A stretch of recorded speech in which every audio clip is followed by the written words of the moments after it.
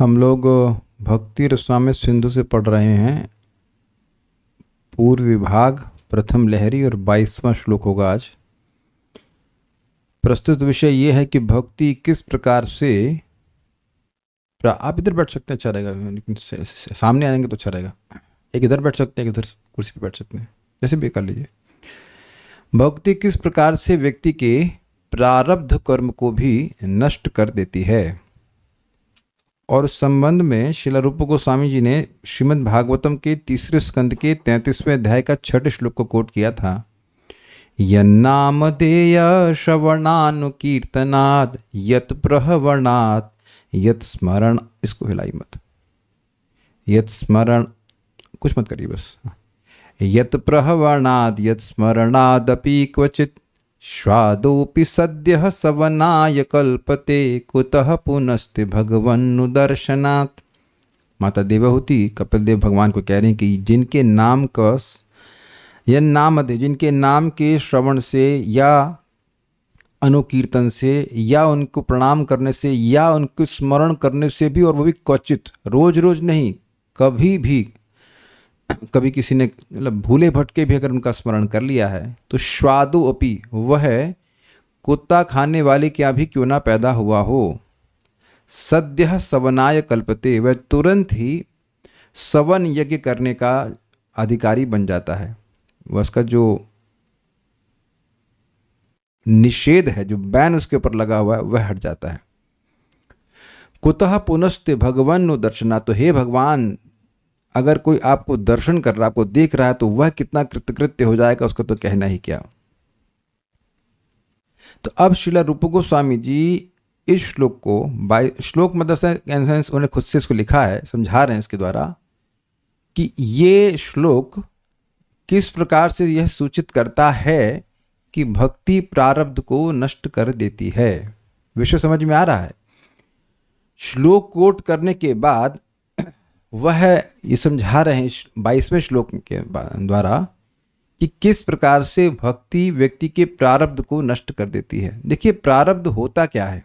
जो पहले हमने कई जन्मों में कर्म किए हैं, उनमें से कुछ कर्मों का फल जो हम इस जीवन में भोग रहे हैं, उसको प्रारब्ध कहते हैं। जैसे कोई नीच कुल में पैदा हुआ है तो वह पूर्व के किए गए पाप कर्म की वजह से ऐसा अनुभव कर रहा है या उसको ऐसा एक्सपीरियंस मिला है, ऐसे माता पिता से जन्म लेने को मिला जो कि नीच कुल के होंगे, नीच आचरण वाले होंगे। तो इस बात को यहाँ पे वह श्लोक से समझा रहे हैं।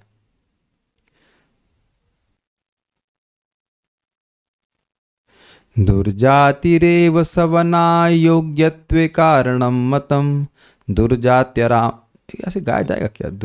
दुर्जातिरेव सवना अयोग्य, नहीं, खाली बोलने वाला है शायद श्लोक। दुर्जात्यारंभकम पापम यत्स्यात् प्रारब्धमेव तत्, सेकंड लाइन तो बोली जा रही है। आइए पहली वाली, आप इधर बैठ सकते हैं, कहीं जल्दी से जल्दी आओ भाई, एक तो लेट आते हैं, देख रहे हैं टाइम। हाँ, दुर्जातिरेव सवना योग्यत्वे कारणम मतम, बोल पाएंगे? दुर्जातिरेव सवना योग्यत्वे कारणम मतम। दुर्जातिरेव सवना योग्यत्वेन कारण, ना कहाँ से आगे भाई, अपना श्लोक लिखेंगे आप। दुर्जातिरेव सवना योग्यत्वे कारणम मतम। दुर्जातिरेव सवना योग्यत्वे कारणम मतम। दुर्जात्यारंभकम पापम यत्स्यात् प्रारब्धमेव तत्। दुर्जात्यारंभकम पापम यत्स्यात् प्रारब्धमेव तत्। दुर्जातिरेव सवना योग्यत्वे कारणम मतम। दुर्जातिरेव सवना योग्यत्वे कारणम मतम। दुर्जात्यारंभकम पापम यत्स्यात् प्रारब्धमेव तत्। दुर्जात्यारंभकम पापम यत्स्यात् प्रारब्धमेव तत्। दुर्जातिरेव सवना योग्यत्वे कारणम मतम। दुर्जातिरेव सवना योग्यत्वे कारणम मतम। दुर्जात्यारंभकम पापम यत्स्यात् प्रारब्धमेव तत्। बोलिए यत्स्यात् प्रारब्धमेव फिर से तत्। बोलिए। दुर्जात्यारंभकं पापम यत् स्यात् प्रारब्धमेव तत्। दुर्जात्यारकम भकम आरक का हो गया भाई। दुर्जात दुर्जात्यारंभकं पापम यत् स्यात् प्रारब्धमेव तत्। दुर्जात्यारक रहने दी, यारम छोड़ दीजिए। आओ कल का, अगर कल बोलते हैं, कल जब अगला श्लोक डिस्कस करेंगे तो सुगा देना आप, ठीक है। हम अपने से बोल दे रहे हैं। दुर्जातिरेव सवना योग्यत्वे कारणम मतम दुर्जात्यारंभकम पापम यत् स्यात् प्रारब्धमेव तत्। ठीक है, हमारी कंपनी में हर एम्प्लॉय की बड़ी जरूरत है। अब ध्यान से सुनिए इसको, देखिएगा, चालू कर सकते हैं तो भक्तों के लिए दे दीजिएगा, चार्ज तो हो रखा है। याग कर्म, याग मतलब यज्ञ के कर्म, ये जो सवन यज्ञ क्या उस कर्म में, थोड़ा सा तुलसी जी को आगे कर दिया। याग कर्म में अयोग्यता का कारण दुर्जाति ही कहा गया है, और दुर्जाति को आरंभ करने वाला जो पाप है वह प्रारब्ध पाप है। समझे बात? बात ये कह रहे हैं कि भगवान का नाम बोल दिया है, भगवान का स्मरण कर दिया, कैसे भी ऐसे भूले भटके भी, तो उसका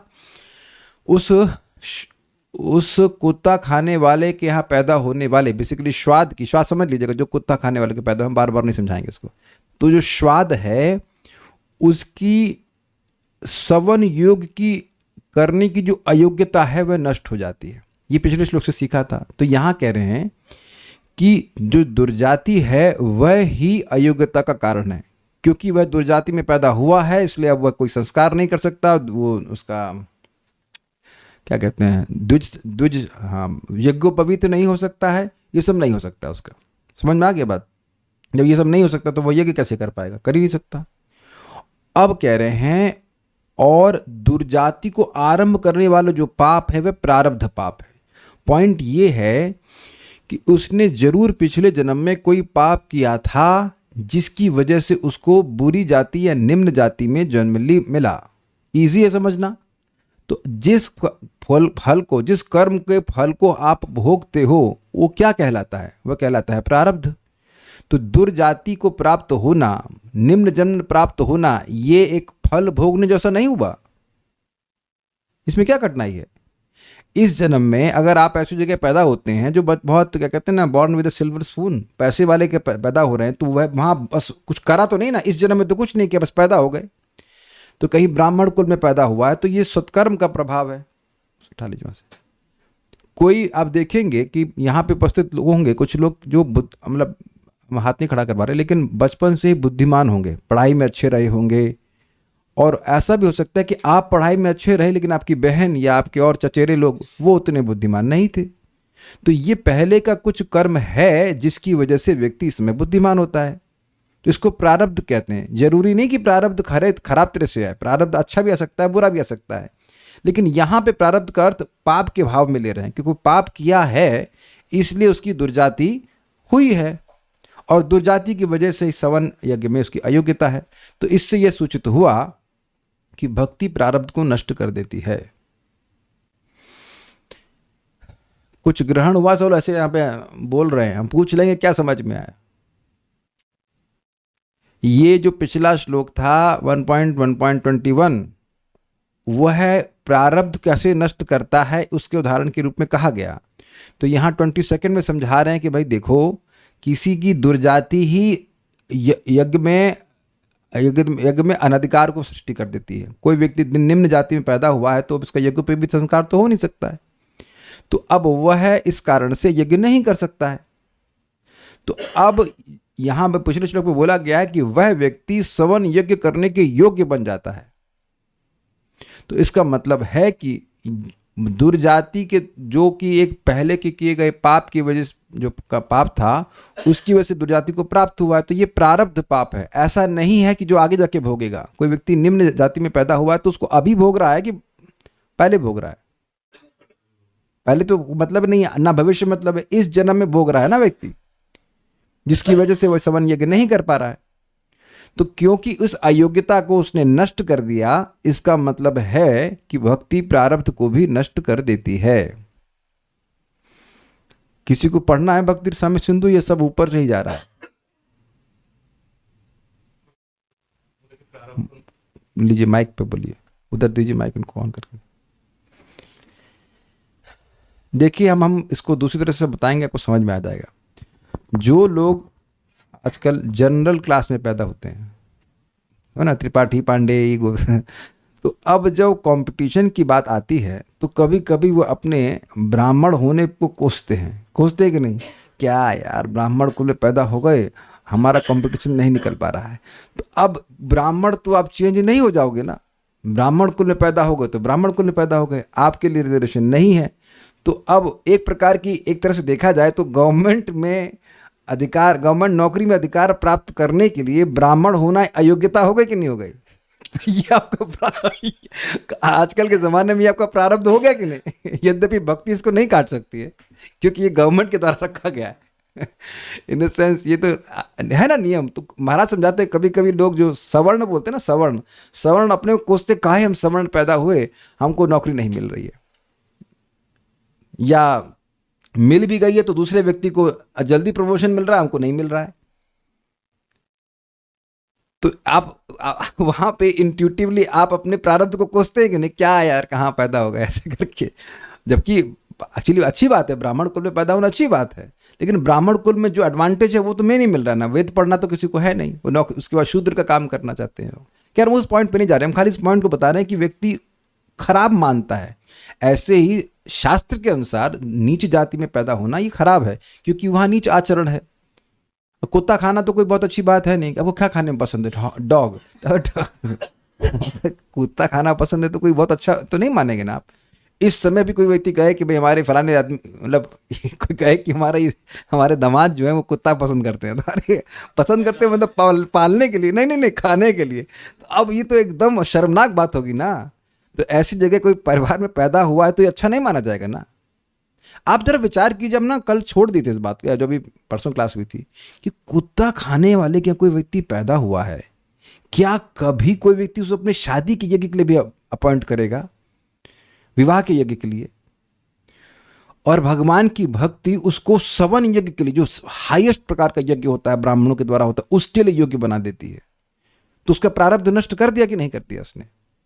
भाई जो पहले कोई पाप किया है वही प्रारब्ध के रूप में वो भोग रहा है कि वह नीच जाति में आया।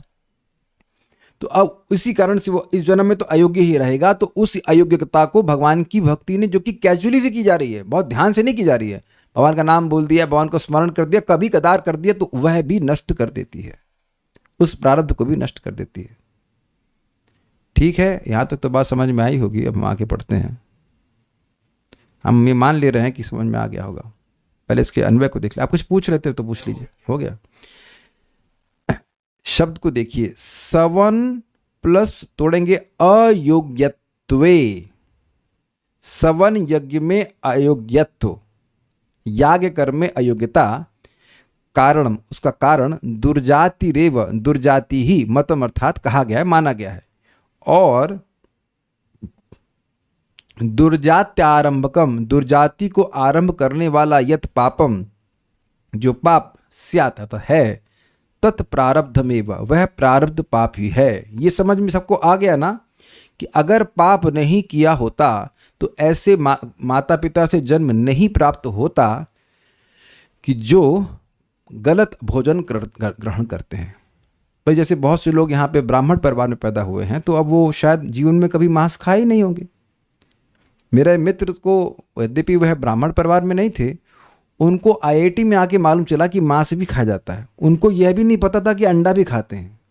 मतलब जयपुर के थे, उधर बहुत कम चलता है। अब हमको भी का पता नहीं, लेकिन 2004 की बात बता रहे थे कि मांस उतना चलता नहीं है।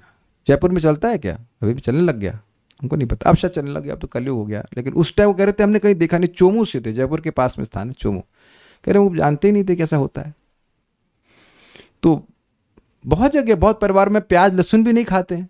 तो आप देखेंगे कि ये एक भाग्य है ना कि व्यक्ति एक अच्छे परिवार में जन्म लिया। इसको आप गीता में स्पष्ट भगवान बोले ना, क्या श्लोक है, शुचिनाम श्रीमताम गेहे योगो भ्रष्टोप संजायते। यही बोला है ना कि जो योग पथ से भ्रष्ट हो गया वह भी ब्राह्मणों के यहाँ पे, या कि जो दो धनवान व्यक्ति हैं लेकिन पुण्यवान है, मुर्गा खाने वालों के नहीं, उनके यहाँ वह जन्म लेगा। तो वहां पे स्पष्ट बताया गया है कि जो भक्त का जन्म है वह योग के महात्म्य से होता है। प्रभु का नाम बताए, जतिन, समझ में आ रहा है आपको जतिन, कि आप जो हरे कृष्ण मंत्र जप कर रहे हैं, भाई भगवान करे इसी जन्म में भगवान के पास चले जाएं, नहीं भी गए तो वो अगला जन्म जतिन हम जानते हो कि भक्ति की वजह से होगा, तो पुण्य है ना, हमारे कर्मों का फल आगे मिलता है। कुछ समझ में तो सबको समझ में आता है, मत कहना कि समझ में नहीं आता। तो अब व्यक्ति ऐसा जन्म क्यों प्राप्त किया है कि उसने पहले जो निम्न जाति में प्राप्त किया, क्योंकि पहला कुछ पाप किया। मैं आपको एग्जाम्पल बताऊँ, सत्य बात, मैं हिसार में गया था और वहाँ पे एक मंदिर था, वहाँ हम लोग क्लास दे रहे थे। अकस्मात वहाँ पे एक रिक्शा वाला आ गया और बाद में कुछ उसको अच्छा लगा, फिर मुझसे माला जपने के लिए लिया इत्यादि इत्यादि। फिर वो बता रहा था कि उसकी हालत बड़ी ख़राब थी, दिन भर काम करना था उसको और रात में भी काम करना पड़ता था। अब आप कहेंगे सोता कब था? भाई भगवान जाने कैसे सिस्टम था, लेकिन पूरा दिन काम करना, पूरी रात भी काम करना, और कुछ मतलब दो पैसे के लिए। तो मैं और वो खुद बोला कि हमको कोई एस्ट्रोलॉजर कोई ऐसा कुछ बोले कि पूर्व जन्म में तुम चांडाल थे, कुछ खराब काम किए थे, इसलिए तुम्हारी ऐसी स्थिति आ गई, तुमको इतना कठोर जीवन जीना पड़ रहा है। आप सभी लोग देखो ना, कुछ लोगों को 2 वक्त की रोटी भी बड़ी मुश्किल से मिलती है और कुछ लोगों के लिए कोई कठिनाई नहीं है भोजन प्राप्त करने में, सुविधाओं के लिए। तो ये सब लोग देख रहे हैं कि हम लोग प्रारब्ध को भोग रहे हैं। प्रारब्ध मतलब पका हुआ भोजन, कुछ ग्रहण कर रहे हैं, जो आपकी प्लेट में आया है वो पहले पका हुआ है ना, कि तुरंत पका रहे हैं, प्लेट पे तो नहीं पका रहे हैं। जो आप आज पका रहे हैं या अभी पका रहे हो, घंटे 2 घंटे बाद मिलेगा। तो उसी तरह से कह रहे हैं कि ये जो आज इसका दुर्जाति ही यज्ञ कर्म में अनधिकार प्रस्तुत कर रहा है, अनधिकार डिस्क्वालीफाई कर रहा है उसको, और वो दुर्जाति पूर्व को आरंभ करने वाला कोई पाप पहले का है, वो पिछले जन्म का ही हो, जरूरी नहीं है, कोई भी जन्म का हो सकता है, ये बात बोल रहे हैं। तो क्योंकि अयोग्यता नष्ट कर दी, इसलिए समझना होगा कि प्रारब्ध को नष्ट कर दिया।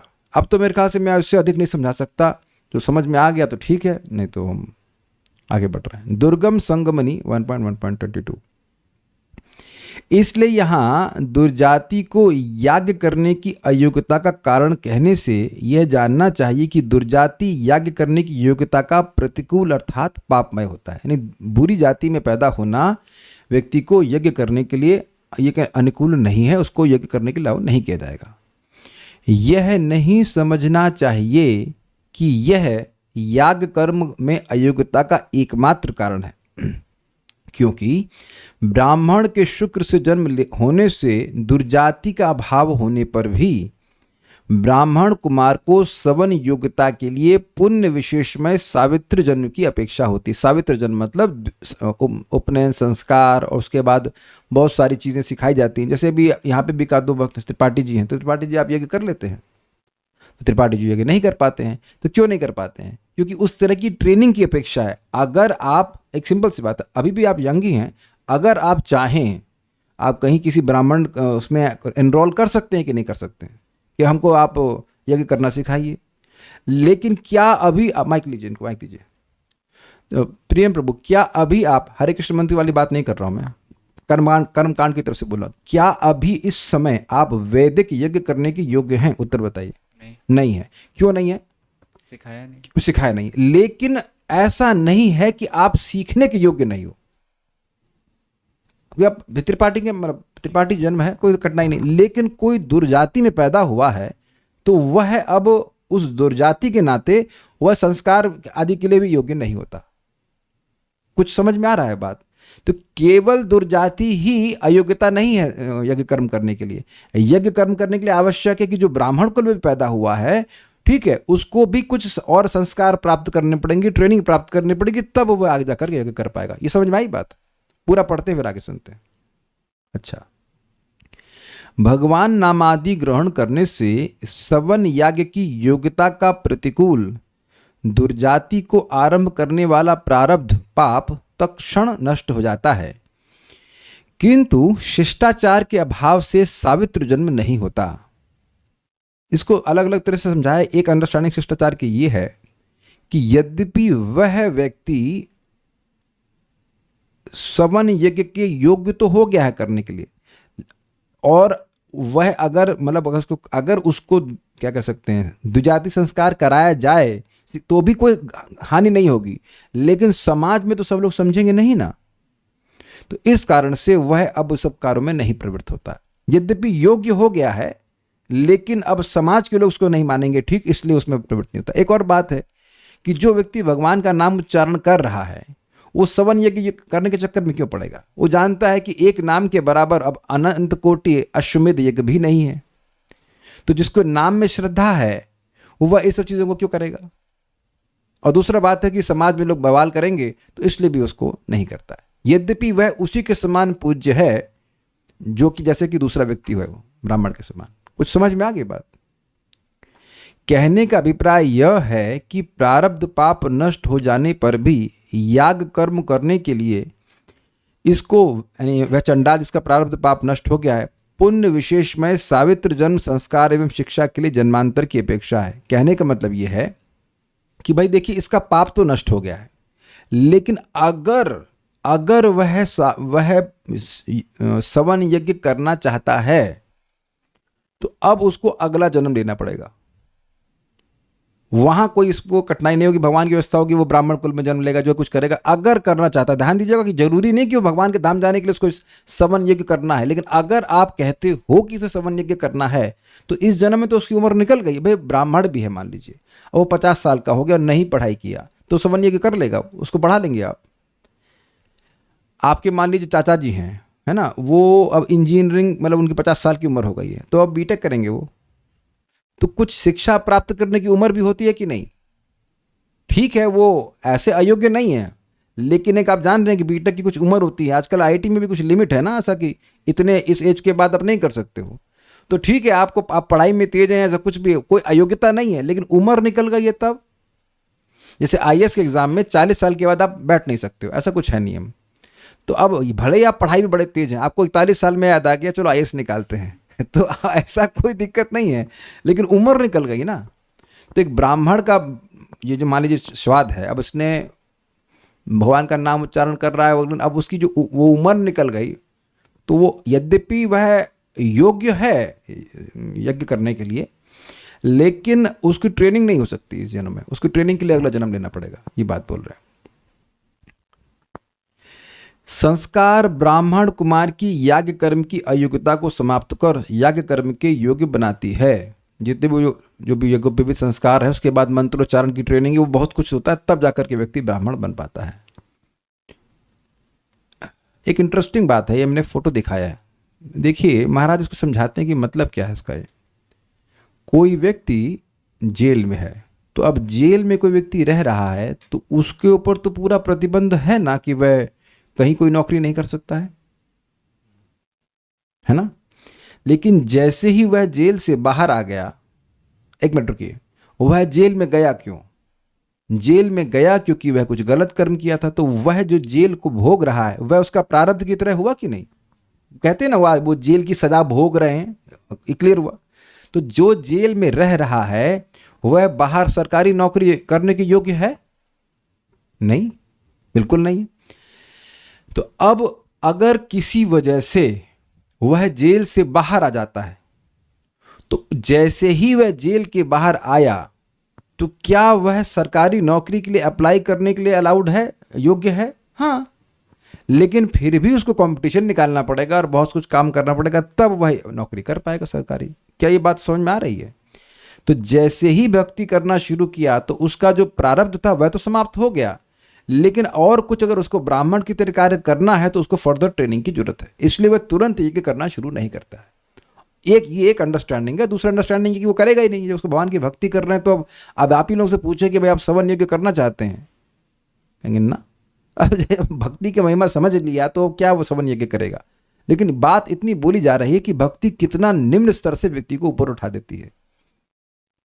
इसीलिए जब भी कोई व्यक्ति काउंसलिंग के लिए आए, कुछ भी करे, तो ठीक है आप कई लेवल से बोल सकते हैं, सहायता कर सकते हैं, लेकिन ऐसा नहीं है कि उसको हरे कृष्ण मंत्र जपे ही नहीं, जपने करने दें। भगवान के नाम उच्चारण के द्वारा, भगवान की भक्ति के द्वारा ही जीव का उत्थान होता है। हम और आप किसी की सहायता नहीं कर सकते हैं। हम केवल इतनी सहायता कर सकते हैं कि उनको इंस्पायर करें, उनको प्रेरित करें, या कैसे भी करें कि आप भगवान का नाम उच्चारण कीजिए, भगवान की भक्ति कीजिए। We can't help any other way. और ये इस प्रकार से हेल्प कर दे तो सबसे बड़ी हेल्प, सबसे बड़ी हेल्प।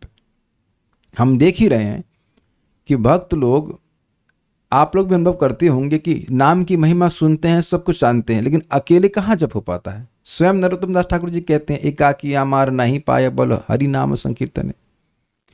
तो किसी भी भक्त को या किसी व्यक्ति को आप हरे कृष्ण मंत्र को जप करने के लिए माहौल दे रहे हैं, इससे बड़ी कृपा आप किसी पर नहीं कर सकते, ना ही किसी पर इससे बड़ी कोई सहायता कर सकते हैं, क्योंकि सब कुछ तो खत्म कर देगा। एक और बात सोचिए, आगे और आएगा ये, भाई इस जीवन में कोई दुख भी भोग रहे हैं तो वह भी तो प्रारब्ध है कि नहीं, तो उसको भी तो भगवान का नाम नष्ट कर देगा। लेकिन बोले तो सही, जो बोलेगा तो नष्ट कर देगा।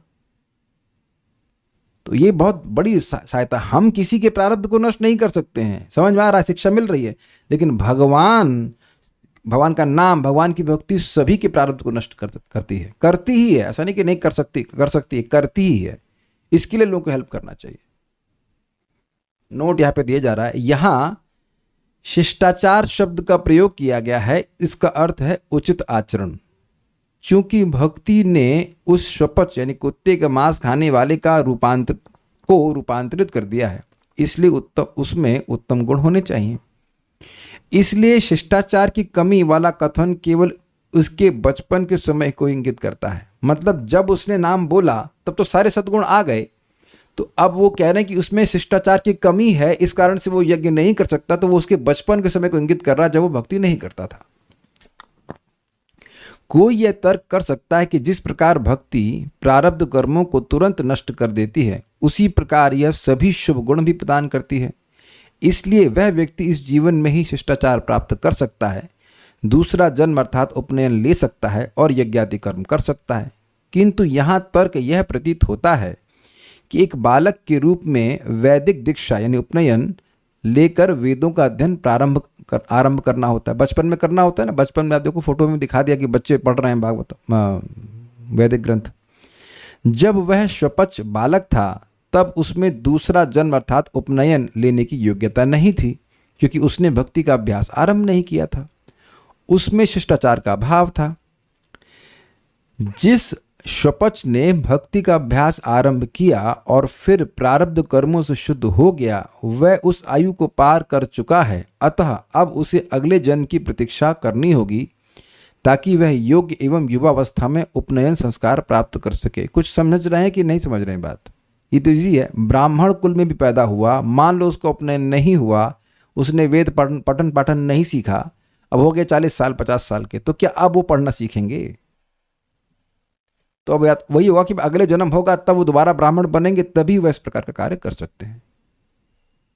ये भक्ति पर नहीं लागू हो रहा है, भक्ति तो कभी भी कर सकते हैं, लेकिन ये ब्राह्मण का कार्य करना है तो उसके ऊपर बात बोल रहे हैं। भागवत के श्लोक पर लिखी गई टिप्पणी श्रीला भक्ति सिद्धांत सरस्वती द्वारा कहती है कि शिष्ट आचरण का भाव वाला कथन केवल उस नीच जन्म वाले व्यक्ति पर लागू होता है जिसे वैष्णव दीक्षा प्राप्त नहीं हुई हो।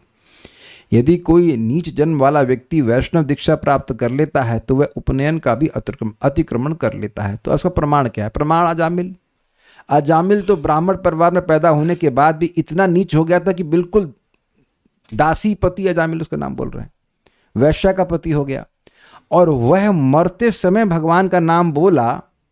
तो अब आप देखिए क्या स्थिति उसकी हो गई। उसके बाद वो क्या किया? बैठ करके यज्ञ करने गया? नहीं, वो चला गया हरिद्वार और भगवान का नाम उच्चारण किया और भगवान के धाम ही चला गया। तो अब वैकुंठ का पार्षद हो जाना, वह तो इस जगत में ब्रह्मा जी से भी श्रेष्ठ पद है। कुछ समझ रहे हैं आप? अब समझ में आ रहा है कुछ? वह तो ना उपनयन संस्कार किया, ना किसी के पास गया, कुछ नहीं, केवल विष्णु दूतों से उसने भगवान के नाम की महिमा सुनी और खूब जम के नाम उच्चारण किया, और उसी जन्म में 12 साल के अंदर भगवान के धाम चला गया। तो वैकुंठ के पार्षद के आगे तो इस जगत के ब्रह्मा जी भी कुछ नहीं है, तो इस जगत का ब्राह्मण का तो कहना ही क्या। यही बात यहाँ बता रहे हैं शिला भक्ति सिद्धांत सरस्वती ठाकुर जी की टीका से उद्धृत करते हुए। मतलब 3.33.6 के में जो शिला भक्ति सिद्धांत सरस्वती ठाकुर जी ने टीका लिखी है उसको वहाँ से रेफर करते हुए नोट दिया गया। ये नोट परम पूज्य भानु महाराज का है। तो कह रहे हैं कि अगर किसी को ब्राह्मण वैष्णव दीक्षा प्राप्त है तो इसका ये सब कुछ लफड़ा नहीं है। ये थोड़ा समझ रहे हैं अंतर, कि अगर वैदिक ब्राह्मण दीक्षा चाहिए तो अब व्यक्ति भले भक्ति कर रहा है, अगर उसको वैदिक दीक्षा चाहिए तो नहीं मिल सकती, क्योंकि ब्राह्मण परिवार में पैदा नहीं हुआ है। ठीक है, लेकिन वैष्णव दीक्षा किसी को भी दी जा सकती है अगर वो वैष्णव के आश्रय में है। और आप देख रहे हैं इस्कॉन में ऐसा हो रहा है और ये बिल्कुल प्रमाणिक है। हमसे ये नहीं पूछा था कि अच्छा तुम्हारी जाति क्या है। प्रथम दीक्षा होती है, दूसरी दीक्षा होती है, दूसरी दीक्षा के बाद वह विग्रह की शालिग्राम की सेवा या मंदिर में विग्रह की सेवा करने के लिए पूर्णतः अधिकारी हो जाता है कि नहीं। भाई एक स्पष्ट बात है, चलो भारतीय पूजा कर रहा हो मंदिर में तो कोई बात नहीं, लेकिन कोई विदेशी पूजा कर रहा है, कोई अफ्रीकन पूजा कर रहा है, तो वहाँ तो अफ्रीकन मतलब शरीर में, तो वहाँ तो आप देख देख के ही मालूम कर लेंगे ना, हाँ अरे ये तो ब्राह्मण परिवार से नहीं है, कुछ ग्रहण कर रहे हैं कि नहीं।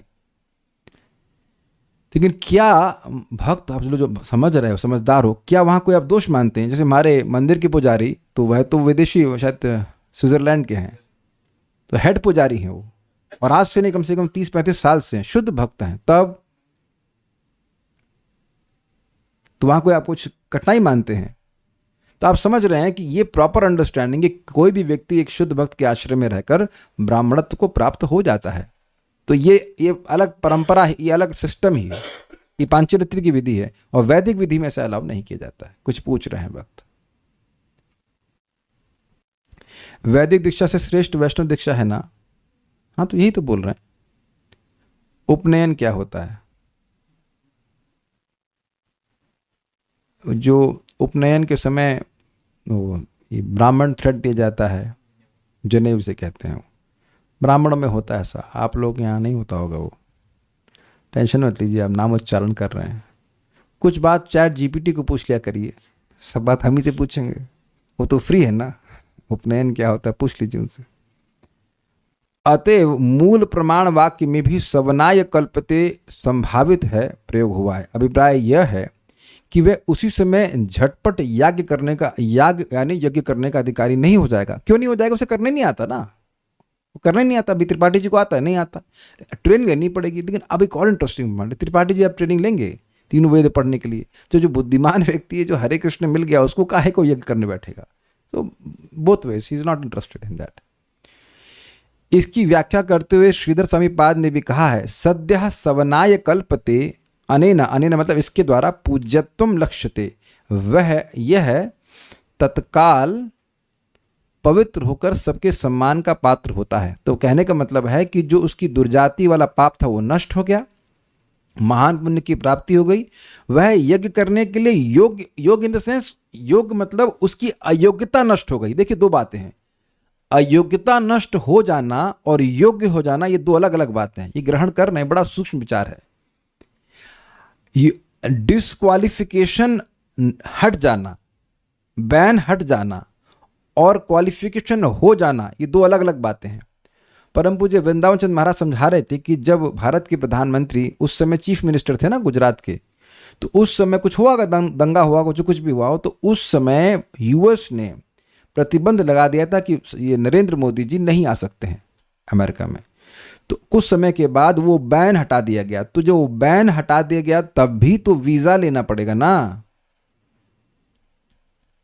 अभी आजकल देखिए ना, भारत पाकिस्तान में आप कोई ट्रैवल नहीं कर सकते हैं, तो ये डिस्क्वालीफाई, एक बैन लग गया है ना कि पाकिस्तान के लोग भारत नहीं आ सकते और भारत के लोग पाकिस्तान नहीं आ सकते। तो अब ये अगर बैन हटा दिया जाए, तो अभी जब बैन नहीं था तब भी तो पाकिस्तान जाने के लिए आपको वीज़ा लेना पड़ेगा ना भाई। तो आप देख रहे हैं कि अयोग्यता को हटा देने वाले के अर्थ में बता रहे हैं, लेकिन अब उसके बाद वो यज्ञ करने के लिए योग्य होना पड़ेगा, उसको कुछ कार्य करना पड़ेंगे, वैदिक दीक्षा प्राप्त करनी पड़ेगी, वो सब होगा, करना पड़ेगा। तो उस अर्थ में नहीं बोल रहे हैं। हरे कृष्ण मंत्र तो आप जप ही रहे हैं, तो आपको आ गया यज्ञ करना। जो नाम जप कर रहा है वो तो किसी भी ब्राह्मण से अधिक श्रेष्ठ है, उसमें कोई डाउट नहीं है, लेकिन यज्ञ करना तो नहीं आ जाएगा ना आपको। यज्ञ मीन्स वो जो स्वाहा हाहा वाला यज्ञ होता है वो तो नहीं आता ना करना, तो उसके लिए तो कुछ करना पड़ेगा ना। ये बात बोल रहे हैं। दुर्जाति को प्रदान करने वाले पाप का तत्काल नाश होता है। इस वचन से भक्ति द्वारा वर्तमान जन्म में दुखारंभक पापों के नाश को भी जानना चाहिए। ये ब्रिलियंट है, कुछ ग्रहण कर लिया हो तो मजा आ जाएगा। देखिए, दुर्जाति में पैदा होना ये दुख है कि नहीं? दुख है, मतलब आज के कंटेक्स्ट में नहीं, लेकिन पहले कंटेक्स्ट में था। तो अब उस दुख का, दुर्जाति के अयोग्यता को नष्ट कर दिया, उसके पाप को नष्ट कर दिया, अर्थात उसके दुख को भी नष्ट कर दिया। तो अब इसी प्रकार से इस जीवन में आप जो भी दुख भोग रहे हैं, वो सारे दुखों को नष्ट कर देती है भक्ति।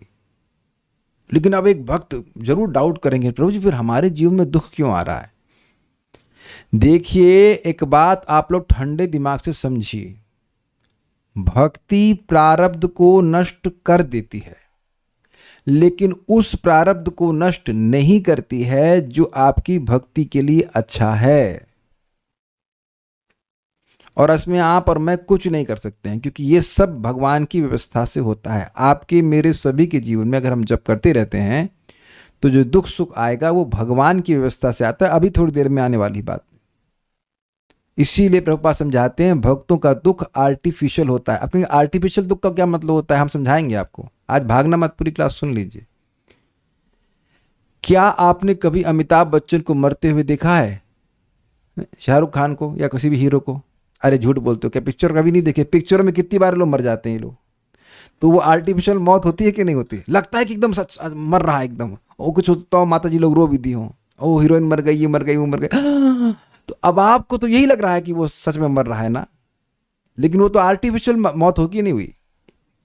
तो जब एक फिल्म मेकर ऐसा कर सकता है कि बिल्कुल लगता है कि वो मर गया, वो विलन कितनी बार मरता है बताइए? इसमें मरेगा अमरीश पुरी, फिर अगली बार फिर पैदा हो जाएगा, फिर अगले फिल्म कितनी बार वो बेचारा मर गया उसमें।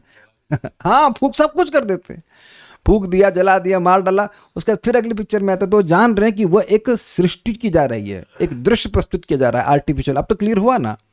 तो ऐसे ही भक्तों के जीवन में जो दुख हैं उसका प्रयोजन केवल एकमात्र यही है कि भगवान की ओर उत्कंठा जागृत हो जाए। बहुत बार ऐसा होता है कि जब लोग सोचते हैं कि अब तो मटेरियल सब कुछ बढ़िया है, अब भजन बाद में करेंगे। अच्छा, तुम बाद में करोगे, आओ तुम इधर आओ, इधर आओ। तो भगवान फिर कुछ दुख देते हैं, तब व्यक्ति की बुद्धि होती है, अरे भाई इस जगत में दुख नहीं है, सॉरी इस जगत में बहुत दुख है, यहाँ पे नहीं रहना चाहिए, क्षमा कीजिएगा। वेदवादिनी को अभी आप तो है नहीं क्लास में, बोलता हूँ कोई बहुत दुख होगा तो बोलती कुछ कष्ट, मुझे यहाँ नहीं रहना, ये जगत रहने के लायक नहीं है, मुझे भगवान के पास जाना है। तो हमने कहा भाई इसी को भगवान सिखाने के लिए आपको ऐसा बोल रहे हैं।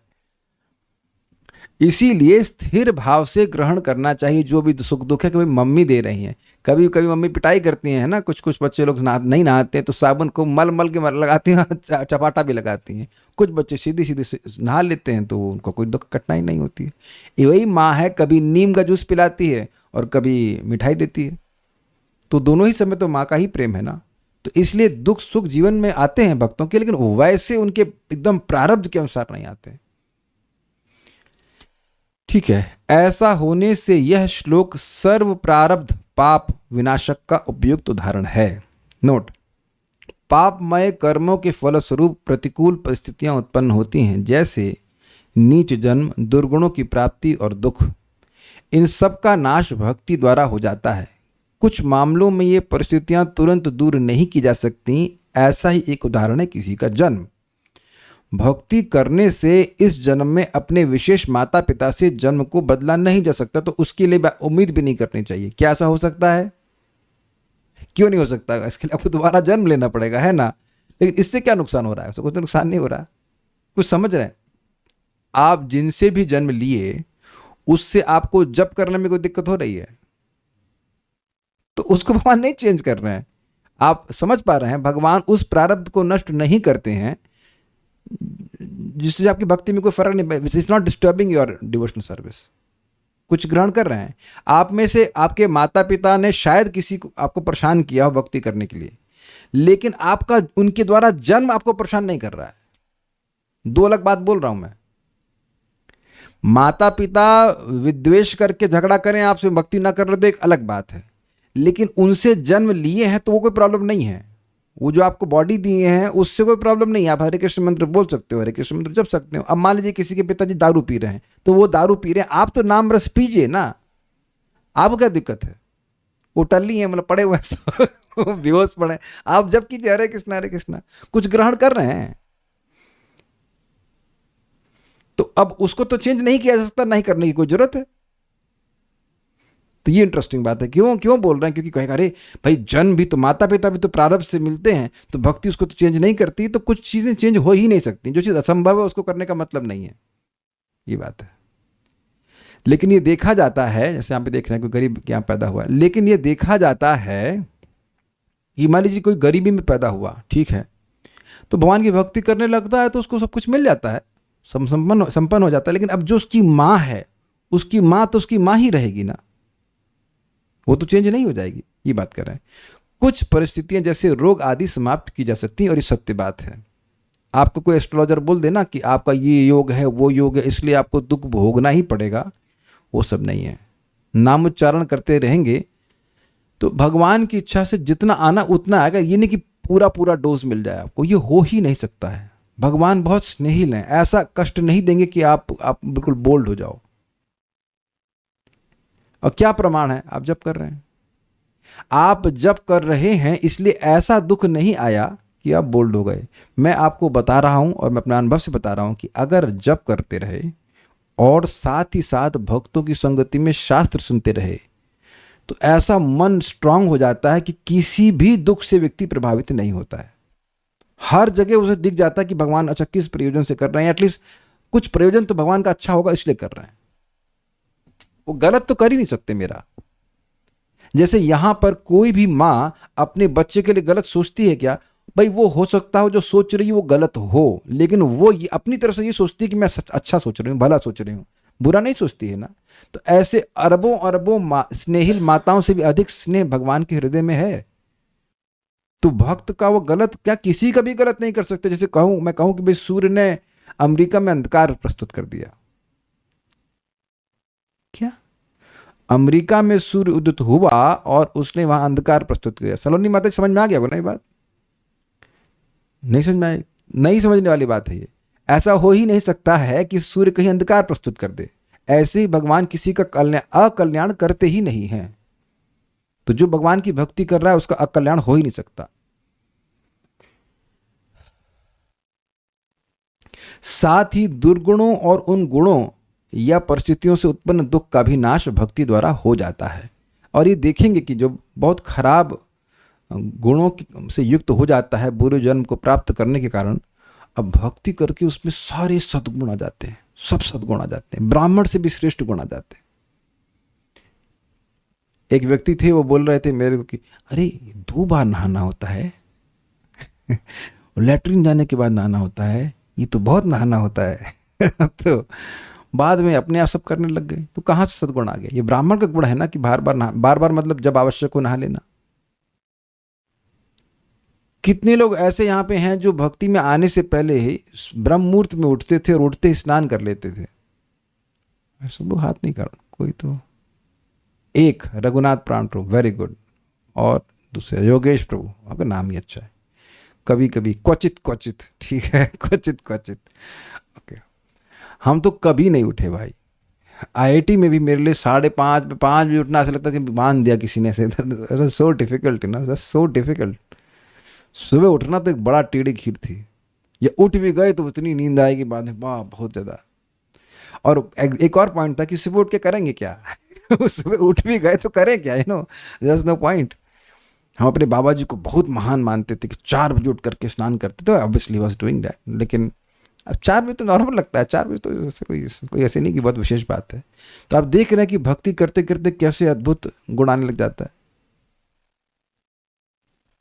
पता नहीं कितने लोग इसको अनुभव कर रहे हैं कि you feel that you are much more disciplined than before after coming to bhakti. भक्ति करते करते इतना डिसिप्लिन हो गया कि एक और चीज़ मैं नोटिस कर रहा हूँ कि मान लीजिए मैं किसी जगह स्थान पे जाता हूँ और मुझे बोला जाता है कि यहाँ का ये नियम है, तो मैं उसको तोड़ता नहीं। आप भी ऐसा करते हो कि ऐसा नहीं करते हैं? जस्ट एक प्रोग्रामिंग बन गई कि जो ऊपर से आदेश आया उसको मानना है। तो कोई बोलेगा यहाँ पे ऐसे खड़ा होना, अच्छा हाँ ठीक है ऐसे खड़ा होना, इसमें कोई झगड़ा नहीं करते हम कि ऐसे क्यों खड़ा होना है। और कुछ लोग देखिए, काफ़ी लोग देखिए वो लाइन में भी झगड़ा करेंगे, हर जगह झगड़ा करेंगे। डिसिप्लिन बड़े आसानी से, like for me to take medicine is very easy. एक शेड्यूल की तरह रोज जब करना है, रोज ये करना है, रोज मेडिसिन खानी, जस्ट बिकम सो इजी। सारी चीज़ें अपने आप आने लगती हैं। और लोग पता है क्या सोचते हैं? सोचते हैं ये भक्त हमेशा से ऐसा था। जी नहीं साहब, ऐसा नहीं था। वो भक्ति की वजह से जो भी उसमें ट्रांसफॉर्मेशन है वो भक्ति की वजह से आए हैं।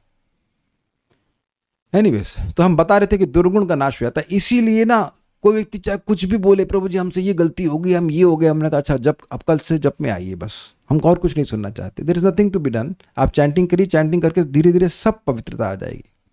जो शपथ भक्त बन जाता है वह अपना जन्म और उससे उत्पन्न कुछ घटनाएं जैसे वेदों में शिक्षित ना होना नहीं बदल सकता, किंतु वह दुर्गुणों और दुख को दूर कर सकता है। समझे बात? वेद नहीं पढ़ा है। त्रिपाठी जी वेद पढ़े हैं आप?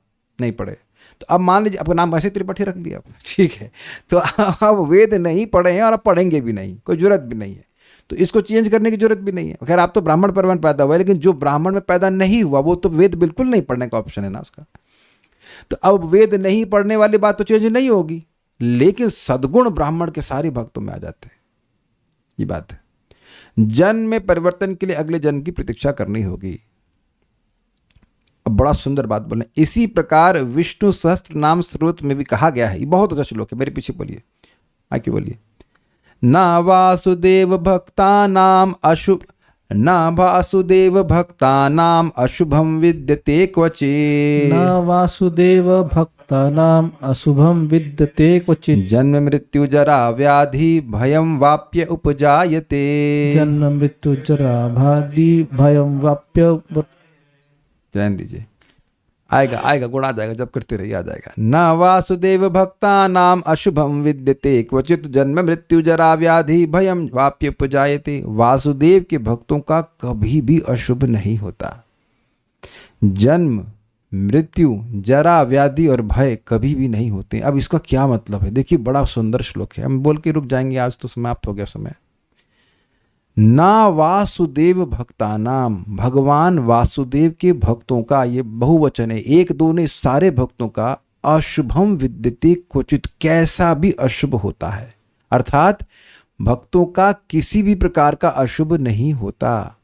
अरे हर दिन जो हरे कृष्णा कृष्णा कृष्ण हरे हरे, हरे राम राम राम हरे हरे, असीमित पुण्य का अपने अकाउंट में ट्रांसफर कर रहा है, उसका अशुभ कैसे हो गया? एक एक नाम अनंत जन्म के पाप को नष्ट कर रहा है, वो कैसे अशुभ हो गया? तो कह रहे हैं ना तो उनको जन्म मृत्यु जरा व्याधि का भय उत्पन्न होता था। पॉइंट क्या है? जन्म होगा तो किसकी अध्यक्षता में होगा?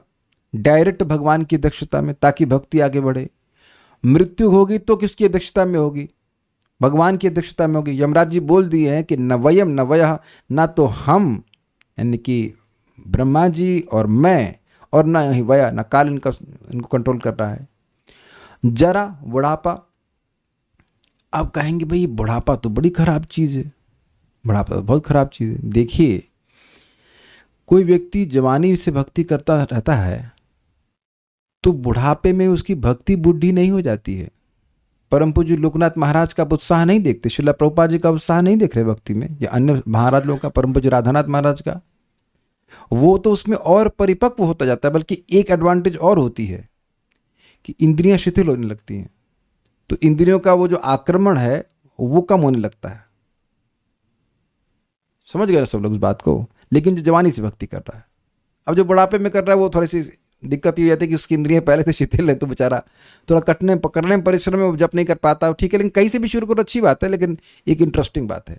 और व्याधि, अब ये एक बड़ी मजेदार बात है भाई, बीमारी कैसे अशुभ नहीं है? देखिए आप इसको 10th कैंटो से पकड़ेंगे ब्रह्मा जी के, भक्त के जीवन में बीमारी आती है, आती ही है, हम दवा भी लेते, सब कुछ होता है, लेकिन भक्त किस रूप में ग्रहण करते हैं? अरे मैंने इतने बुरे कर्म किए हैं कि मुझे तो बहुत बड़ी बीमारी आनी चाहिए थी, भगवान की दया है कि बहुत थोड़ा सा ही दुख आया है, थोड़ा सा बीमारी आई है। तो अब उसकी ऐसी मानसिकता उसको तो भगवान के धाम जाने के योग्य बना देती है। तो हर चीज तो उसके लिए अनुकूल ही हुई ना। यह नहीं कहा जा रहा है कि व्याधि आए, बीमारी आए तो आप दवा नहीं लेंगे, लेकिन हमेशा ये भावना होनी चाहिए, और ये बात सत्य है कि भगवान की कृपा से व्याधि आदि जो भी है वो बहुत कम आई है, और ये सत्य बात है।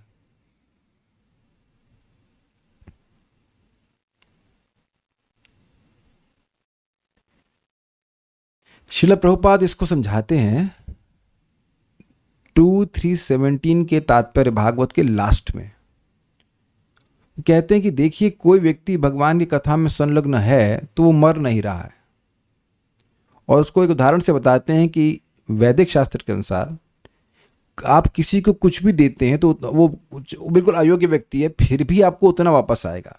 अगर वो अर्ध शिक्षित ब्राह्मण है तो दुगना वापस आएगा, अगर योग्य ब्राह्मण है तो 100 गुना आएगा, और अगर वेद पारग ब्राह्मण अर्थात भगवान का भक्त है तो अनगिनत वापस आएगा। तो वहां प्रभुपाद समझा रहे हैं कि भाई देखो, आप किसी भक्त को अपना समय दे रहे हो, हम लोग बोलते भी हम अपना समय उस व्यक्ति को दे रहे हैं, तो अब किसी भक्त के संग बैठ करके भगवान के बारे में श्रवण कीर्तन करना, उस भक्त को अपने समय का दान देना हुआ कि नहीं हुआ। और आप ये भी जानते हो कि समय की कोई मूल्य नहीं है, तो यानी सबसे मूल्यवान अगर कोई वस्तु हमारे पास है तो वह समय है, ये भी क्लियर है। तो अगर किसी को हम समय दे रहे हैं तो अपनी सबसे मूल्यवान वस्तु उसको दे रहे हैं दान में। तो जो भक्तों को दान किया जाता है वो कितना वापस आता है? असीमित वापस आता है। तो जो भक्तों के संग बैठ करके भगवान के बारे में श्रवण कीर्तन किया जाता है तो वो समय किस रूप में आएगा? असीमित समय के रूप में। तो असीमित समय कहाँ होता है? वैकुंठ में। आप क्लियर हो गए सारी पिक्चर? तो वहां प्रभुपाद बताते हैं कि जो लिखिए उसमें क्या लिखा, अगर आपके सर्च गीता बेस वेदाबेस, जो भक्त का बुढ़ापा आदि भी है वो एक इम्पेटस है भगवान के धाम जाने के लिए। जो भक्त वृद्ध हो रहा है वो उनके संग क्या होता है, अरे अब शरीर छोड़ें भगवान के पास वापस जाएं। बाबा बोलते हैं ना, से क्या नाम तो मैं नहीं जानता, परम पूज्य राधा गोविंद महाराज के बड़े भाई, उनको बाबा बोलते सब लोग। तो कहे हम 85 साल के हो गए, अब क्या जिएंगे।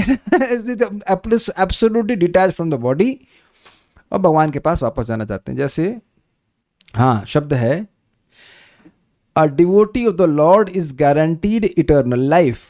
A devotee's old age or disease in the present life is but an impetus to such guaranteed eternal life. इसे क्या मतलब है थोड़ा समझिए। भक्त के जीवन में बुढ़ापा आ रहा है या कोई बीमारी आ रही है तो वो समझ रहा है कि भगवान अब शरीर को खत्म करके अपने पास बुलाना चाहते हैं। कुछ समझे बात? तो अब उनके लिए बुढ़ापा और बीमारी ये कोई भय का कारण नहीं होता है। जैसे आप लोग कभी नोट किए हों, ये तो सबका अनुभव होगा, पता नहीं कितने लोग बस से स्कूल जाते थे, आप जाते थे और कुछ लोग अन्य भी जाते होंगे। तो जब बस आपके घर के पास आ रही होती थी तो जो दृश्य था आसपास का, जो आपके घर के आसपास का, वो आपके लिए उत्साह का कारण बनता था। चलिए ये ना समझ में आ रहा हो तो मान लीजिए आप चलिए आप वृंदावन आते हैं कलकत्ता से, तो आप इधर क्या ये टुंडला की तरफ से होके आते हैं ना, सीधे मथुरा में उतरते हैं। हाँ तो चलिए, तो अब मथुरा के पहले जो स्टेशन है वो मथुरा तो नहीं है ना, लेकिन उनको देखते हैं तो उत्साह बनने लगता है कि अरे मथुरा आने वाला है, मथुरा आने वाला है। तो उसी प्रकार से अब वृद्धावस्था आ गई तो अच्छा अब अगर भक्ति करते जाएंगे तो अब समझ लाएगा, व्यक्ति को सहज विश्वास होता है कि मैं भगवान के पास वापस जाने वाला हूँ। तो जो वृद्धावस्था इत्यादि है वह सब इंडिकेशन है, वह एक साइन, रोड साइन के समान है कि भाई अब तुम्हारा भगवान धाम वापस जाने का समय आ रहा है। तो उससे भक्त उत्साहित होता है, भक्ति करता रहता है। जैसे 12वें स्कंद में वो परीक्षित महाराज कहते हैं, मुझे कोई भय नहीं सर्प का या मृत्यु का, जो कुछ भी किसी रूप में आए उससे कोई फर्क नहीं पड़ता। तो भक्त लोग जो भक्ति करते हैं वह प्रभुपाद समझाते हैं, he lives in the mercy of the Lord, भगवान की कृपा में जीते हैं भक्त लोग, तो उनके लिए कोई अशुभ नहीं होता है। हम यहाँ रुकेंगे कि हम जल्दी में अगला नहीं करना चाहते हैं।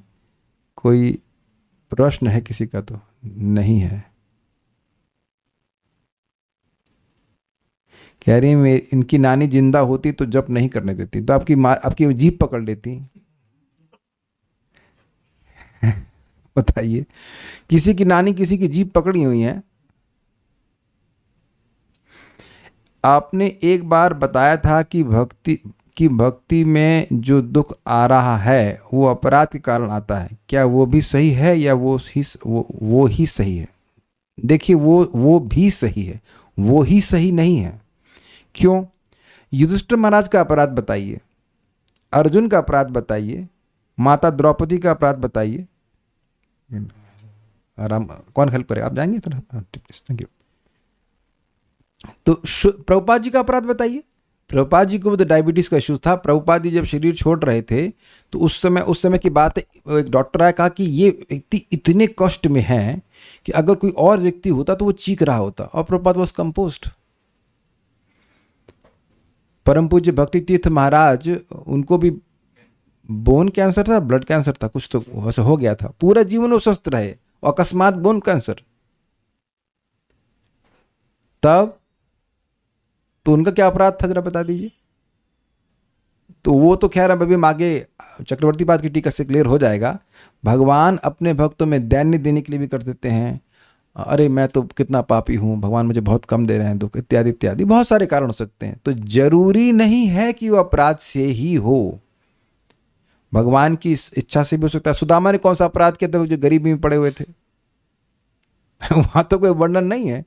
तो मैं ध्यान दीजिएगा शब्द क्या कह रहा हूं, जरूरी नहीं है कि अपराध से हो, अपराध से भी हो सकता है, लेकिन जरूरी नहीं है कि वो अपराध से ही हो, भगवान की इच्छा से डायरेक्ट भी हो सकता है, भक्त की आसक्ति को कम करने के लिए। ठीक है, तो चक्रवर्ती पाद की टीका को हम कल देखेंगे, आराम आराम से पढ़ते हैं। Thank you so much. Shrila कुछ पूछना चाहते हैं, बोलिए। प्रभु जी हरे कृष्ण, जो अभक्त जो नाम ले रहे, जो उससे भी उसका प्रारब्ध भी नष्ट हो जा रहा है, जैसे आपका क्या रियलाइजेशन है? यहाँ लिखा है ना, स्वाद कुत्ता खाने वाले के पैदा हुआ, यहाँ तो लिखा नहीं कि ब्राह्मण दीक्षा प्राप्त किया, ये किया वो किया, उसमें लिखा है ना क्वचित, तो सब गलत है। यही तो महापुरुष ने, हरिदास ठाकुर जी बोलते हैं ना, मुसलमान लोग हराम हराम बोलते हैं तब भी उनका उद्धार हो जाएगा। दीक्षा, देखिए एक यही बात है, हमसे कुछ लोग बोलते हैं कि दीक्षा के लिए हमें रिकमेंड कर दीजिए। पहली बात तो हम किसी को कर नहीं सकते। एक मेरा प्रश्न है, क्या आप खुद अपने आप को दीक्षा के लिए रिकमेंड करना चाहते हैं? Now that's a very strange question. Have you developed sincere faith in chanting that you will not give up chanting no matter what? क्या इस स्थिति पे आप आ गए? लोग बोलते हैं हाँ हाँ, उसके बाद छोड़ देते हैं, उसके बाद छोड़ देते हैं, या नई टेक्निक लगाने लगते हैं, एकाकी आमार सही पाया बल हरि नाम संकीर्तन, मैं अकेले भजन कर लूंगा, ये उनको आइडिया आ जाता है। अब हम भक्त हो गए हैं और हम अकेले भजन कर लेंगे, हमारी दीक्षा हो गई, हमें किसी की जरूरत नहीं है, हमें कोई ट्रेनिंग की जरूरत नहीं है, हमें कुछ भी जरूरत नहीं है। ऐसा भी लोग देख सोचते, अब तुम्हारी दीक्षा हो गई ना, अब तो हम मुक्त पुरुष। और इसीलिए परम पूज्य राधानाथ महाराज से जब मैं दीक्षा लिया, उस लेक्चर महाराज बोले, don't think Diksha will liberate you. हमने देखा है कि लोग दीक्षा के बाद कैसे ढीले पड़ जाते हैं। दीक्षा हो गई ना, अब तो क्या भजन करना है, तो मुक्त हो गए, सारा कुछ ट्रांसफर कर दिया महाराज के अकाउंट में डाल दिया, सारा अपना पाप अब खत्म। उसके बाद देखा कि माला ही नहीं उठ रही, पता नहीं माला टाइटेनियम से बन जाती है ना, इतनी हैवी हो जाती है कि उठती नहीं है, या जप में नहीं आते, कथा में नहीं आते। तो मैंने स्वयं 7 साल के बाद लिया था, और उसके बाद दूसरी वाली के लिए तो मैंने कुछ बोला ही नहीं, तो 10 साल के बाद या 9 साल के बाद मिली थी। तो कुछ प्रतीक्षा करके देख ले। हमारे लीला पुरुषोत्तम प्रभु बोलते थे, हमारे पहले शिक्षा गुरु कह लीजिए, कहते कि first develop faith in chanting. कुछ दिन अभ्यास कीजिए, कुछ दिन का मतलब कुछ साल अभ्यास कीजिए, देख लीजिए कि क्या आप खुद स्थिर, खुद अपनी जप के लिए सजग हैं। ऐसा नहीं कि आपके पाप नष्ट नहीं हुए, कुछ नहीं, वो बात नहीं है। हम जब पाप नष्ट करने के लिए नहीं कर रहे हैं भाई, हम लोग जप कर रहे हैं भगवान की प्रीति प्राप्त करने के लिए, एक बहुत बड़े कार्य के लिए। तो क्या ऐसी श्रद्धा आ गई है, क्योंकि ये मेरे वचन नहीं है, ये भागवत में लिखा है कि जब दिख जाए कि भाई जगत की कहीं किसी तरह से दुख सुख नहीं मिलेगा, तब व्यक्ति को गुरु के पास जाना चाहिए। तो बड़ा अभी इसमें आगे स्पष्ट आएगा कि दीक्षा लिए उसके बाद सद्धर्म पृच्छा, भागवत धर्म क्या है, भक्ति कैसे करना चाहिए, सबके बारे में पूछना चाहिए। पूछना चाहिए मतलब जिज्ञासा होनी चाहिए कि हम भक्ति कैसे करें, and that should be constant जिज्ञासा, नॉट वंस इन 6 months। अच्छा प्रभु जी वो आरती कैसे करते हैं, उसके बाद अगले साल फिर पूछें प्रभु जी वो प्रणाम कैसे करते हैं, ऐसा तो ना होता है। मैं ये नहीं कह रहा हूं कोई ऐसा व्यक्ति है नहीं, आप खुद सोचो कि क्या अपने आप को हम खुद रिकमेंड कर देंगे, यार I want to, I am chanting 16 rounds properly, या एटलीस्ट रोज कर रहा हूं। हम तो देख रहे हैं कि भक्त दीक्षा लेने के बाद तो ऐसा ढीला हो जाते हैं कि लगता है कि कुछ नहीं करना है, ना भागवत में आना, ना कुछ करना, कुछ नहीं करना है, बल्कि स्पष्ट बोलते थे पर भागवत में आने का मन ही नहीं करता है, आय हाय जय हो। ये बोल सकते थे जब मुझसे रिकमेंडेशन ले रहे थे, कोई बोल सकता था मुझसे, यानी कि ये चीटिंग है, ये चीटिंग है। और जब मैं, अब तो खैर अच्छा है कि मैं रिकमेंड कर ही नहीं सकता भाई, मैं पहले सुन लेना, मैं किसी को कभी रिकमेंड नहीं कर सकता, ना ही मैं आपको कोई गाइडेंस दे सकता हूं कि दीक्षा कैसी मिलती है इस्कॉन में। तो अगर कोई विश्व से क्लास में आ रहा है तो भाई वो आप गलत सोच रहे हैं, आप चाहे मेरे पूरे जीवन में मैं बुढ़ा हो जाऊं तब भी मैं नहीं दे सकता, that is not my service also. लेकिन आपको गाइडेंस हम दे रहे हैं इस मामले में। तो ये चीज़ है। हम ये सब बात क्यों कहने लगे, ये इनकी बात से आ गई बात की पाप नष्ट हो जाता है क्या, अब भक्त बोल देता है तो क्या पाप है? शास्त्र में लिखा है ना, अजामिल भक्त था, वो दीक्षित डिवोटी था, अजामिल का दीक्षित नाम बताइए। तो आप देख रहे हैं कि ये जो आप आर्ग्यूमेंट आप दे रहे हो, ये शास्त्र के कई कम जानते शास्त्र, इनसे नंबर पूछ लो कौन से काम से ये नंबर वो नंबर पूछते रहेंगे, कई हजार बार जब सुनेंगे तब एक बात धंसती है भाई कि इसमें दीक्षा की कोई अपेक्षा नहीं, दीक्षा पुरस्चर्या आदि अपेक्षा न करे, जीवा स्पर्श आचरण डाले सबको उद्धारे, या बोल श्लोक बोल दिए, लेकिन फिर प्रश्न क्यों कर रहे हैं? अभक्त होगा तो, नाम बोलेगा तो, वो पाप नष्ट होगा तो अरे भाई काहे को बोल रहे हो?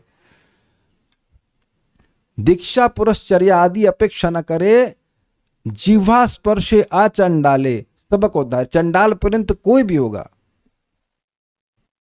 कभी किसी को बोलेंगे कि गुरु महाराज ये चंडाल है, इसकी कुत्ता खाता है इसको, आप दीक्षा दे दीजिए। तो अब यही तो देख रहे श्लोक सारने सब कुछ के बाद भी, स्टेबिलिटी इन चैंटिंग समा अदर और other everyday I will chant, हाँ वही मतलब है। और देखिए कभी लोग कहते हैं प्रभु जी मैंने संकल्प ले लिया है कि मैं चैंटिंग करूंगा, और संकल्प अगले दिन ही ध्वस्त हो जाता है क्योंकि वह समझ ही नहीं पा रहे। एक छोटी सी बात भाई, एक छोटी सी बात, मैंने अभी आप देखिए जब अजम में शेयर किया था भाई, एक छोटा फ़ोन ले लो, 1000 रुपये का फ़ोन है, शायद चलो 1200 रुपये का, जो आपको, हम एक सैंपल ले जो सस्ता वाला 999 का ले लो, वो आपकी भक्ति के जीवन को बचा लेगा। लेकिन कितने लोग, मैं पूछूँ ऐसा कर रहे हैं? चलो हाथ खड़ा करो, कितने लोग अपना स्मार्टफोन बंद कर देते हैं रात में 8-9 बजे, और उनके पास एक छोटा डिजिट फोन है जिसके द्वारा वो अलार्म क्लॉक की तरह यूज करते हैं। एक बात मदन मोहन प्रभु मान रहे हैं, जब एक बात नहीं मानना चाहते जो आपके जब के लिए लाभकारी है, तो आप बताओ दीक्षा के लिए हम कैसे, कोई व्यक्ति कैसे रिकमेंड करे? और जो करता है ना उसको आपसे मतलब भी नहीं है। प्रायः तो जो लोग रिकमेंड करते हैं उनको अपनी साधना से कोई मतलब नहीं होता, क्योंकि मैं जान रहा हूँ मेरे को बाईपास करके एक बच्ची ने दीक्षा ले लिया, वो मर गई मतलब कुछ समय के लिए मर गई, कुछ घबराहट हुई, कुछ परेशानी हुई, माला वाला सब बंद। तो हमने कहा जो तुमको रिकमेंड की वो तुम्हारे में कुछ पूछ रहे हैं, केवल टप्पा लगाना चाहते हैं, स्टैंप। हमने ऐसा, हम बिल्कुल, हमें गुस्सा आता है, हम इसलिए हम तो भगवान अच्छा है, भगवान हमको ये रिकमेंडेशन का मामला ही खत्म हो गया, हम नहीं कर सकते किसी, जो उसका है वो अपने हिसाब से देख ले। There is no, you want to come here, you hear about Krishna, you become stable, that's what I can। दीक्षा लेके आओ, उसके बाद हम हेल्प करेंगे, दीक्षा के पहले काम नहीं कर सकते, है ना? गोपीनाथ प्रभु हो गया ना आपका दीक्षा? हम, मैं कुछ नहीं किया ना, हो गया उनका भी होगा, श्री वल्लभ माता जी का भी होगा, मैं कुछ नहीं किया। अरे कृष्ण स्वयं व्यवस्था करेंगे। दीक्षा के बाद इतनी भक्ति करिए कि भगवान के पास चले जाएं, वो हमारे साथ हम अब कर सकते हो, हम ये प्रयास करेंगे एटलीस्ट। नाम महिमा बढ़ रहा है, कल्याण बढ़ा रहे हैं, पता नहीं क्या करें। हम फ्लाइट मोड ऑन कर देते हैं और अलार्म की तरह यूज करता हूं। ये तो मैंने नहीं बोला था ना कि फ्लाइट मोड यूज करना है, ये रेवती कई बार कर चुके हैं फ्लाइट मोड। जब आप ही फ्लाइट चला रहे हैं तो जब आप तो फ्लाइट को आप ऑन भी कर सकते हैं और ऑफ भी कर सकते हैं, है कि नहीं? ये मानिए बात, कभी कभी ना लोग सोचते हैं यार ये बोलते हैं, इनका काम ही है बोलना, बैठ जाते हैं बोलते रहते हैं।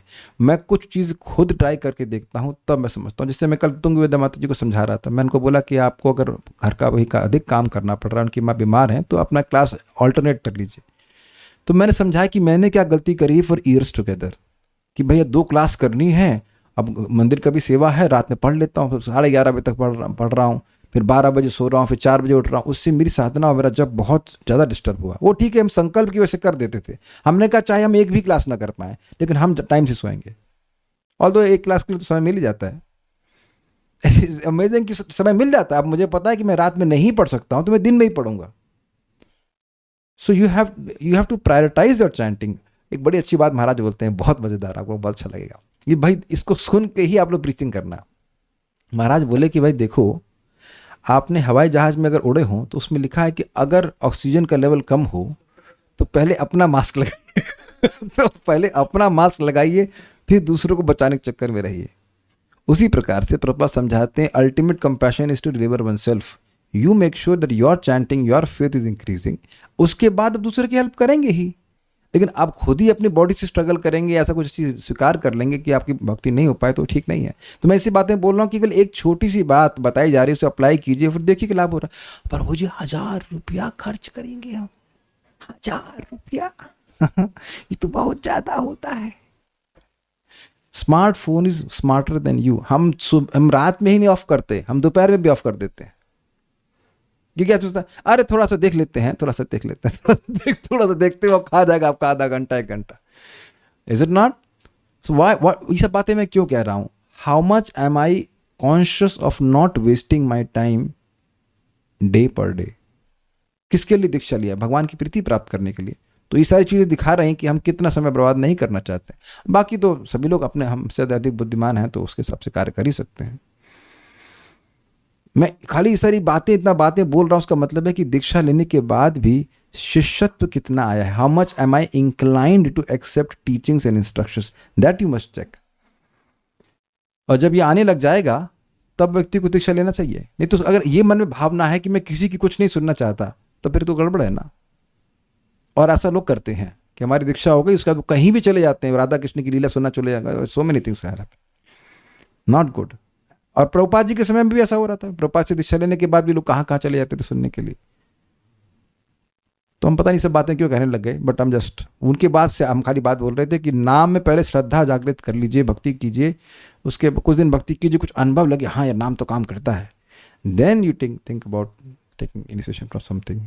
आई डोंट नो व्हाई सारी बातें मैं बोल गया, बट एनीहाउ कुछ बात थी जो और स्मार्टफोन से भी बात है. एनीहाउ राधा माधव की अब और नहीं कोई प्रश्न. Will stop now. श्री भक्ति स्वामी सिंधु की जय. श्रील प्रभुपाद की जय. निताई गौर प्रेमानंदे. अरे